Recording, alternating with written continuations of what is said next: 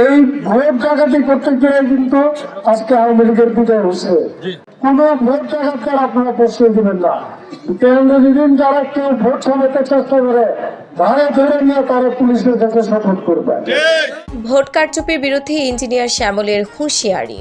বিস্তারিত দেখুন ইয়াসিন মাহমুদের প্রতিবেদনে।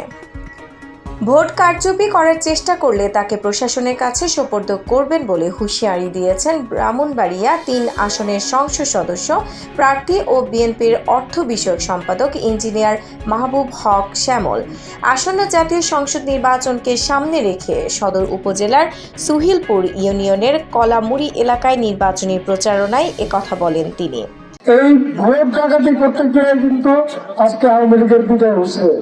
আজকে যদি আমরা এই কাজ করি 3 দিন পরে আমাদেরও কিন্তু আওয়ামী লীগের মতো বিদায় হতে হবে, তাই না?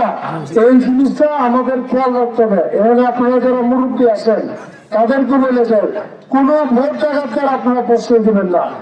কেন্দ্র যেদিন যারা কেউ ভোট ছাপাতে চেষ্টা করে ধারে ধরে নিয়ে তারা পুলিশের কাছে সাপোর্ট করবে। আমরা চাই সুস্থভাবে ভোট হোক, সেটাই আমরা নিশ্চয়তা দিব। এই এলাকাটা কিন্তু আমাদের ধানের শীষের এলাকা। যতবার সুস্থ নির্বাচন হচ্ছে ততবারই কিন্তু ধানের শীষ বিপুল ভোটে দেওয়া লাগছে। আমাদের দায়িত্ব হচ্ছে কেন্দ্রে ভোটার করা, তারপর ভোটাররা যাকে ইচ্ছা তাকে ভোট দেয়। পথসভায় ইঞ্জিনিয়ার শ্যামল জানান, অবাধ, সুষ্ঠু ও নিরপেক্ষ নির্বাচন নিশ্চিত করতে ভোটারদের সচেতন ভূমিকা অত্যন্ত গুরুত্বপূর্ণ।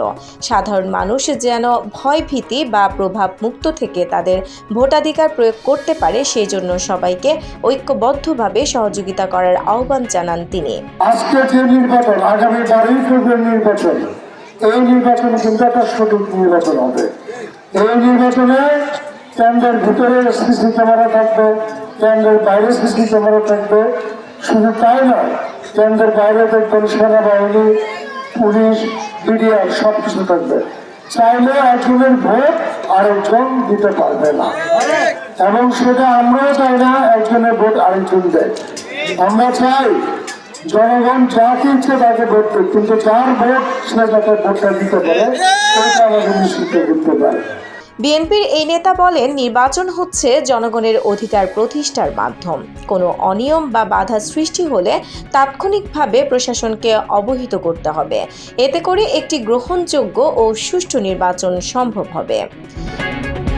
ইঞ্জিনিয়ার শ্যামলের গণসংযোগকালে উপস্থিত ছিলেন জেলা বিএনপির সাধারণ সম্পাদক আলহাজ সিরাজুল ইসলাম সিরাজ, সিনিয়র সহসভাপতি আলহাজ ABM মমিন, আনিসুল হক মঞ্জু, মইনুল হোসেন চপল, শামীম মোল্লা, জসিম উদ্দিন, ইয়াসিন মাহমুদ সহ বিএনপি ও অঙ্গ সংগঠনের নেতৃবৃন্দরা।